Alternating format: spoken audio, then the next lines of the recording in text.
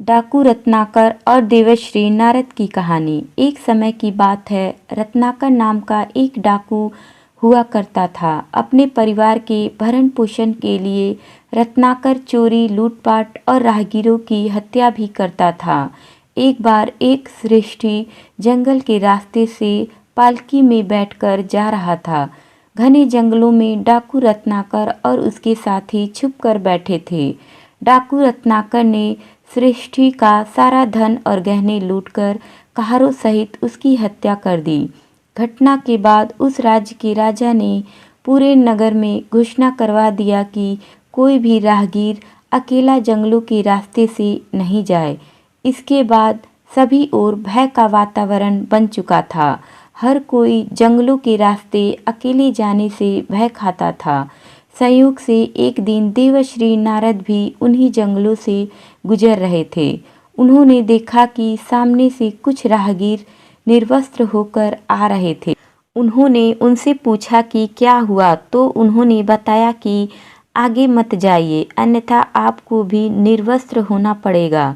लेकिन नारद तो नारद हैं, वो नहीं रुके। आखिरकार हमेशा की तरह डाकू रत्नाकर ने उनका भी रास्ता रोका, लेकिन देवर्षि नारद निर्भय होकर रत्नाकर की आंखों में आंखें डालकर खड़े थे। यह देख रत्नाकर बोला, तुझे मुझसे भय नहीं लगता ब्राह्मण? देवर्षि बोले, भय कैसा? रत्नाकर बोला, मैं डाकू रत्नाकर हूँ।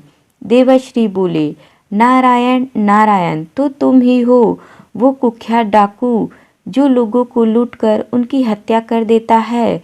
लेकिन मैं तुमसे भयभीत नहीं हूँ, मैं निर्भय हूँ। रत्नाकर बड़े गर्व से बोला, क्या तुझे मरने से डर नहीं लगता ब्राह्मण? देवर्षि बोले, मरने से क्या डरना रत्नाकर, एक दिन हर कोई मरने वाला है। लेकिन क्या तुम निर्भय हो?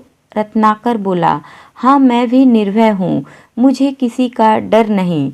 हंसते हुए देवर्षि बोले, तो फिर यहाँ जंगल में छिपकर क्यों रहते हो?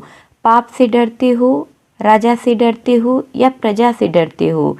तैस में आकर रत्नाकर बोला, मैं पापी नहीं हूँ और न ही राजा से डरता हूँ, न ही प्रजा से। देवर्षि बोले, तो फिर जंगलों में क्यों रहते हो? रत्नाकर बोला, मैं सैनिक था, लेकिन मुझ पर झूठा इल्जाम लगाकर राजद्रोह कहकर देश से निकाल दिया, केवल इसलिए कि मैंने कुछ गलत लोगों का साथ नहीं दिया। ये समाज अपराध को भूल जाता है और अपराधी को कभी क्षमा नहीं करता। इसलिए अब मैं इस समाज से अपना प्रतिशोध ले रहा हूँ। मुस्कुराते हुए देवर्षि बोले, निसंदेह तुम्हारे साथ गलत हुआ है, लेकिन तुम जो कर रहे हो क्या वो सही है? क्या तुम्हारे इस पाप में तुम्हारा परिवार भागीदार होगा? रत्नाकर बोला, यदि मैं पाप भी करता हूँ तो भी मेरे पाप की कमाई ही मेरा परिवार खाता है, इसलिए वो मेरे पाप में भागीदार अवश्य होंगे। और ये उपदेश बहुत हो गए ब्राह्मण, अब मरने के लिए तैयार हो जा।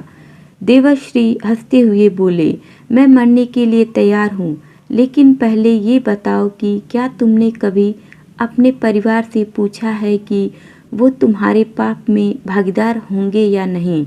यदि तुमने नहीं पूछा है तो तुम व्यर्थ ही उनके लिए लोगों की हत्या करके अकेले इस जघन्य अपराध के भागीदार बन रहे हो। देवर्षि की बात सुनकर रत्नाकर विचलित हो गया। उसने अपने साथियों से कहा, बांध दो इस ब्राह्मण को पेड़ से, अभी मैं घर पूछकर आता हूँ ताकि इस ब्राह्मण को सुकून से मार सकूं। देवर्षि हंसने लगे और रत्नाकर तुरंत अपने घर की ओर दौड़ा। रत्नाकर ने घर जाकर अपनी पत्नी से पूछा, मैं जो कर रहा हूँ क्या वो पाप है? पत्नी बोली, चोरी, लूटपाट और हत्या करना तो हमेशा से पाप है स्वामी। पत्नी की यह बात सुनकर रत्नाकर थोड़ा विचलित हो गया। उसने दूसरी बार पूछा, यदि यह पाप है तो क्या तुम मेरे इस पाप में भागीदार हो? पत्नी विनम्रता से बोली, आप मेरे पति हैं, आपके सुख दुख में आपका साथ देना मेरा कर्तव्य है, लेकिन आपके पाप में भागीदार होना नहीं। ये आपका कर्तव्य है कि आप हमारा पालन पोषण करें। पत्नी की यह बात सुनकर रत्नाकर अपने पिता के पास गया। उन्होंने भी यही जवाब दिया कि बेटा, ये तेरी कमाई है, इसे हम कैसे बांट सकते हैं। यह सुनकर रत्नाकर के पैरों तले से जमीन खिसक गई। वह सीधा घर से निकला और जंगल की ओर चल दिया। देवर्षि नारद के पास जाकर उनके चरणों में गिरकर क्षमा याचना करने लगा। कहा जाता है कि यह वही डाकू रत्नाकर है जो रामायण के रचयिता वाल्मीकि बने।